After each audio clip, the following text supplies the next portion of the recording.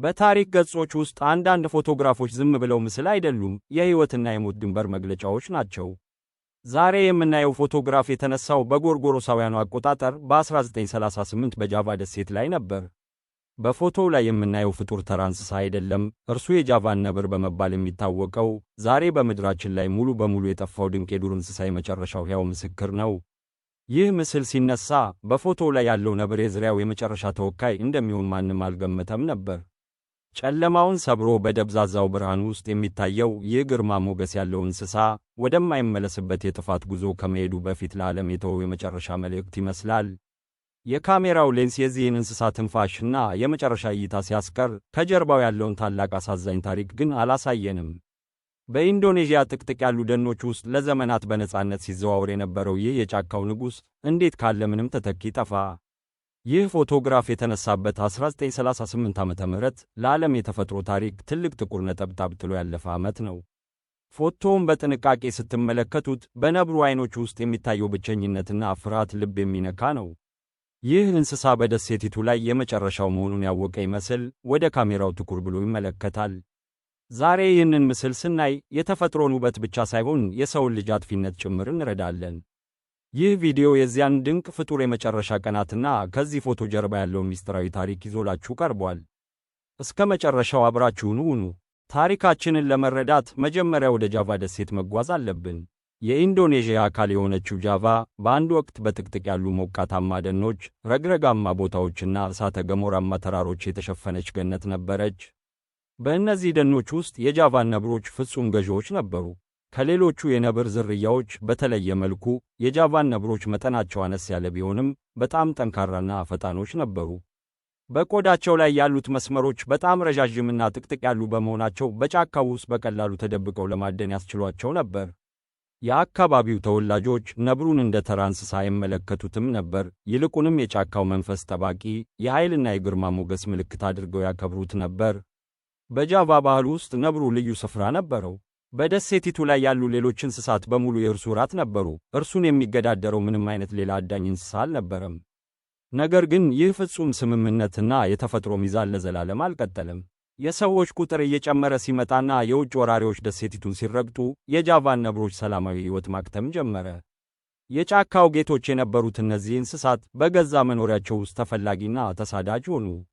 የ1938ቱ ፎቶግራፍ ከመነሳቱ ከዘመናት በፊት የጃቫን ነብሮች ከሰው ልጅ ጋር ያደረጉት ያልተመጣጠነ ጦርነት ተጀምሮ ነበር። ይህ ጦርነት ደግሞ መጨረሻው ለአንዱ ወገን ፍጹም ጥፋት ነበረ። በ19ኛው ክፍለ ዘመን መጀመሪያ ላይ የጃቫ ደሴት ፈጣን ለውጦችን ማስተናገድ ጀመረች።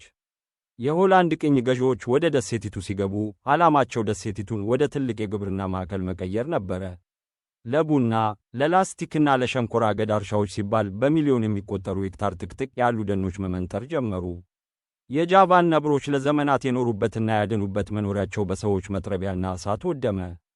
መኖሪያቸውን ያጡት ነብሮች ወደ ትናንሽና የተበታተኑ የጫካ ክፍሎች ለመሰደድ ተገደዱ።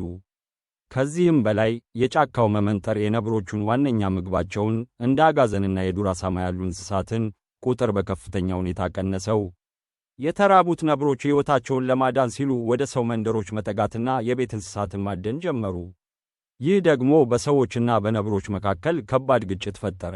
ሰዎች ነብሮቹን እንደ ጠላትና እንደ ስጋት ማየት ጀመሩ። ከአሁን በኋላ ነብሩ የጫካው የተከበረ መንፈስ መሆኑ ቀርቶ መጥፋት ያለበት አደገኛ አውሬ ተደርጎ ተፈረጀ። በሰዎች ስግብግብነትና መሬት ፍለጋ ምክንያት የነብሮቹ የመኖር መብት ቀስ በቀስ እየተገፈፈ መጣ። ነብሮቹ የሰዎችን መንደር መውረር ሲጀምሩ የሆላንድ ቅኝ ገዢዎችና የአካባቢው መሪዎች በነብሮቹ ላይ መጠነ ሰፊ አደን አወጁ። ነብር የገደለ ሰው ትልቅ የገንዘብ ሽልማትና ክብር ያገኝ ነበር። ይህ ደግሞ ለአዳኞች ትልቅ መነቃቃትን ፈጠረ። ፕሮፌሽናል አዳኞች ዘመናዊ ጠመንጃዎችን ይዘው ወደ ቀሩት ደኖች መግባት ጀመሩ። የጃቫን ነብሮች መርዝ በመስጠት ወጥመድ በመዘርጋትና በቡድን በማደን በከፍተኛ ፍጥነት ተጨፈጨፉ። በአጭር ጊዜ ውስጥ በሺዎች የሚቆጠሩ ነብሮች ተገደሉ። የአዳኞቹ ቁጥር ከመጨመሩ የተነሳ ማደን እንደ ስፖርትና እንደ መዝናኛ መታየት ጀመረ። ባለጸጎችና የጦር መኮንኖች ከተገደሉት ነብሮች ቆዳ ፊት ለፊት ተቀምጠው ፎቶ መነሳት የኩራት ምንጭ አደረጉት። ነብሮቹ ምንም እንኳን ጠንካራና ብልህ ቢሆኑም ከሰው ልጅ ዘመናዊ መሳሪያዎችና ስልታዊ ወጥመዶች ማምለጥ አልቻሉም። በየቀኑ የነብሮቹ ጩኸት በደኖቹ ውስጥ ይሰማ ነበር። ነገር ግን ያ ጩኸት የድል ሳይሆን የሞት ጩኸት ነበረ። በ20ኛው ክፍለ ዘመን መጀመሪያ ላይ የጃቫን ነብር ቁጥር እጅግ በጣም አሳሳቢ ደረጃ ላይ ደረሰ። በ1920ዎቹና 1930ዎቹ ዓመታት የጃቫን ነብርን በዱር ውስጥ ማየት እጅግ በጣም ከባድ ሆነ። እንስሳቱ ሙሉ በሙሉ ሊጠፉ መቃረባቸውን ጥቂት የተፈጥሮ ተመራማሪዎች ቢረዱም ያኔ የነበረው ዓለም ለአካባቢ ጥበቃ ቦታ አልነበረውም። ነብሮቹ የተረፉት በጥቂት ገለልተኛና ሰው ሊደርስባቸው በማይችሉ ተራራማ ቦታዎች ላይ ብቻ ነበር። በእነዚህ ቦታዎች ላይ እንኳ ሳይቀር ከሰዎች እይታ ለመሰወር ሲሉ የምሽት እንስሳት ሆኑ። በቀን ከመንቀሳቀስ ይልቅ በጨለማ መደንገዝን መረጡ። ነገር ግን ይህ ስልታቸውም ሊያድናቸው አልቻለም። በደሴቲቱ ላይ ያለው የሰው ቁጥር እየፈነዳ በመምጣቱ የመጨረሻዎቹ ነብሮች መሸሸጊያ አጡ። እርስ በርሳቸው ለመገናኘትና ለመራባት እንኳ የነበራቸው ዕድል ጠበበ። ዝርያው በጄኔቲክስ ደረጃ እየደከመና የመውለድ አቅሙ እየቀነሰ መጣ። እያንዳንዱ የተገደለ ነብር ዝርያውን ወደ ፍጹም መጥፋት አንድ እርምጃ ያቀርበው ነበር። በዚህ አስከፊ ወቅት ነበር በ1938 አንድ ተመራማሪ ወይም አዳኝ ካሜራውን ይዞ ወደ አንዱ ቀሪ ጫካ የገባው። አሁን ወደ ዋናው ታሪካችን እንመለስ። 1938 ዓመተ ምህረት በአንድ ዝናባማ ምሽት በጃቫ ደሴት ምስራቃዊ ክፍል በሚገኝ ጥቅጥቅ ያለ ደን ውስጥ ይህ ታሪካዊ ፎቶግራፍ ተነሳ። ፎቶው የተነሳው አውቶማቲክ በሆነ የካሜራ ወጥመድ ፍላሽ ትሪገር ሳይሆን አይቀርም ተብሎ ይታመናል።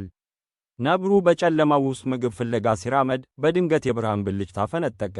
ያ የካሜራ ብልጭታ የነብሩን ምስል ለዘላለም በታሪክ ማህደር ውስጥ አሰረው። ምስሉ ጥራት የለውም፣ ጥቁርና ነጭ ነው። ነገር ግን በውስጡ የያዘው ስሜት በጣም ከባድ ነው። ነብሩ ቆሞ ወደ ካሜራው ይመለከታል። አካሉ የደከመና የሰለቸው ይመስላል። በዙሪያው ያለው ተፈጥሮ እንኳ ሳይቀር የጨለማና የጭጋግ ካባ የለበሰ ነው የሚመስለው።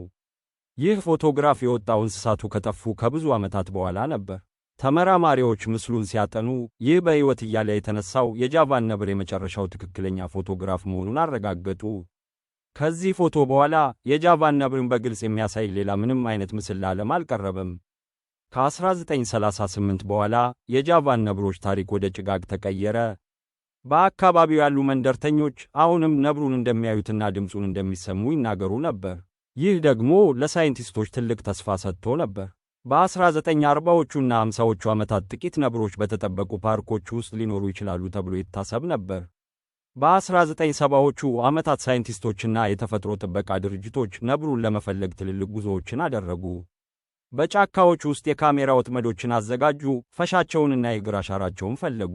ነገር ግን የተገኙት ማስረጃዎች በሙሉ አጠራጣሪ ነበሩ። አንዳንዶቹ አሻራዎች የነብር ሳይሆኑ የጃቫን ነብር ከሚባለው ያነሰ መጠን ያለው የበሊንታ ሌፐርድ አሻራዎች ነበሩ። እያንዳንዱ ፍለጋ በባዶ እጅ ሲጠናቀቅ የተስፋው ጭላንጭል እየጠፋ መጣ። ሰዎች ነብሩን አየን የሚሉት ወሬዎች ሁሉ የናፍቆት እንጂ የእውነት እንዳልሆኑ ታወቀ። የሰው ልጅ እንስሳውን ካጠፋው በኋላ በውሸት ተስፋዎች ራሱን ለማጽናናት ይሞክር ነበር። በመጨረሻም ያ የማይቀረው አሰቃቂ ውሳኔ ላይ ተደረሰ። በ1990ዎቹ አጋማሽ ላይ ዓለም አቀፍ የተፈጥሮ ጥበቃ ኅብረት IUCN የጃቫን ነብር ሙሉ በሙሉ የጠፋ ኤክስቲንክት ዝርያ መሆኑን በይፋ አወጀ። አንድ እንስሳ ጠፍቷል ለማለት ለ50 ዓመታት ያህል ምንም አይነት አስተማማኝ ማስረጃ ለመገኘት አለበት። የጃቫን ነብር ይህንን መስፈርት አሟላ። በምድር ላይ ለ10 ሺዎች ለሚቆጠሩ ዓመታት የኖረው የጃቫ ደሴት ኩራት የነበረው ድንቅ ፍጡር በሰው ልጅ ስግብግብነት አደንና መኖሪያ ማጣት ምክንያት ከምድረ ገጽ ጠፋ።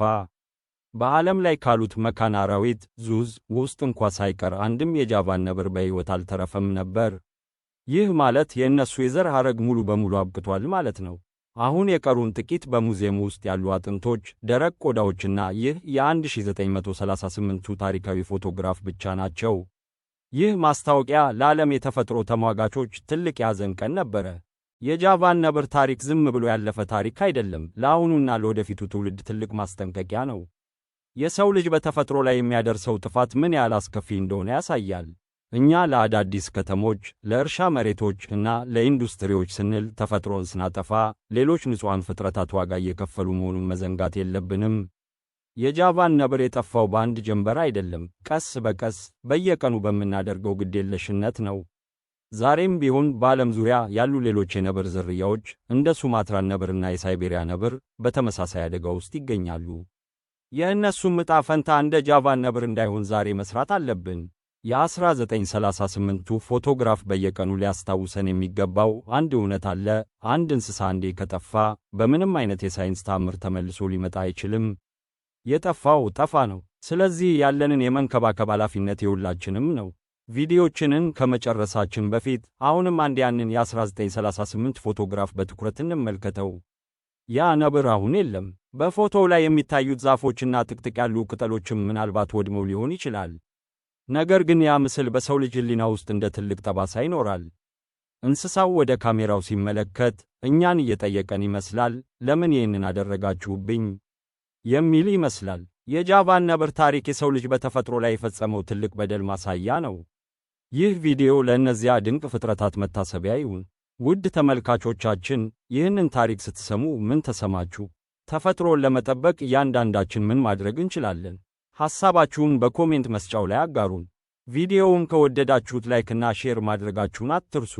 መሰል ታሪካዊና አስተማሪ ቪዲዮዎች እንዲደርሷችሁ ቻናላችንን ሰብስክራይብ አድርጉ። ስለተከታተላችሁን በጣም እናመሰግናለን። ደህና ሰንብቱ።